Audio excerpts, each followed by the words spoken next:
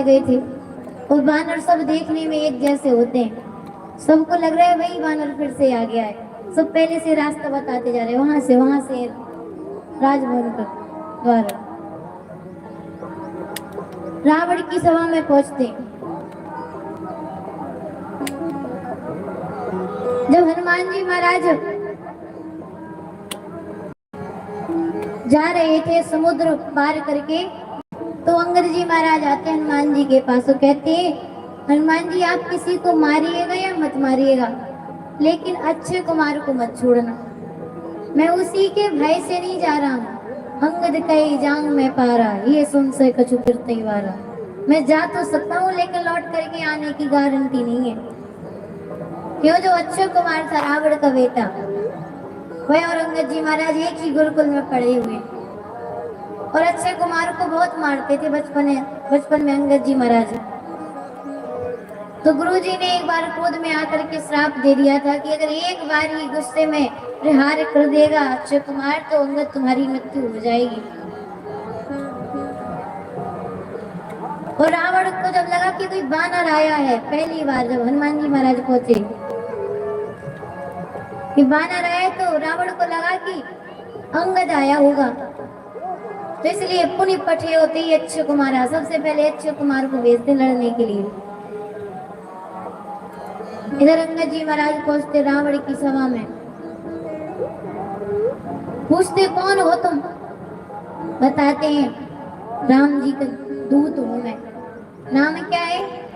बोले मैं बाली का पुत्र अंगद हूं। रावण ने सुना, अरे ये तो मेरे मित्र का पुत्र है। कहने लगे अच्छा तुम बाली के पुत्र हो, तो तुम्हें लज्जा नहीं आती? जिसने तुम्हारे पिता को ही मार दिया उसी के ग्रुप में शामिल हो तुम।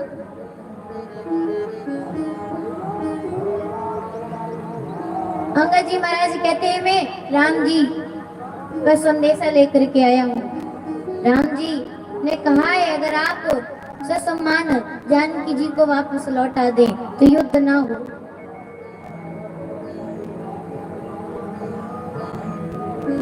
रावण ने जैसे ही सुना, अपने मंत्रियों की ओर देख करके जोर जोर से हंसने लगता है, विचार करने लगता है राम जी डर गए।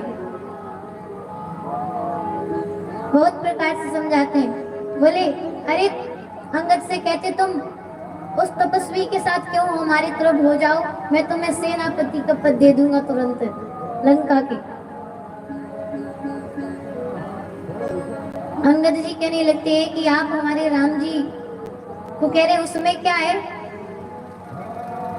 अंगद जी महाराज कहते हैं एक बार उनके भाई ने अपनी उंगली से रेखा खींची, उस रेखा को तुम पार नहीं कर पाए, और उनकी सेना का एक वानर समुद्र पार करके आ गया। अरे तुम मिल करके उनके एक दूत को नहीं बांध के रख पाए, उन्होंने तो पूरे समुद्र को बांध करके रास्ता बना दिया। कह रहे हो कि राम जी में ऐसा है क्या? अनेक प्रकार से अंगद जी महाराज समझाते हैं, लेकिन रावण को समझ में नहीं आता है। अंगद जी महाराज लौट करके आते हैं, राम जी से बताते हैं कि प्रभु युद्ध अनिवार्य है, बिना युद्ध के अब कुछ होने वाला नहीं है। जैसे ही राम जी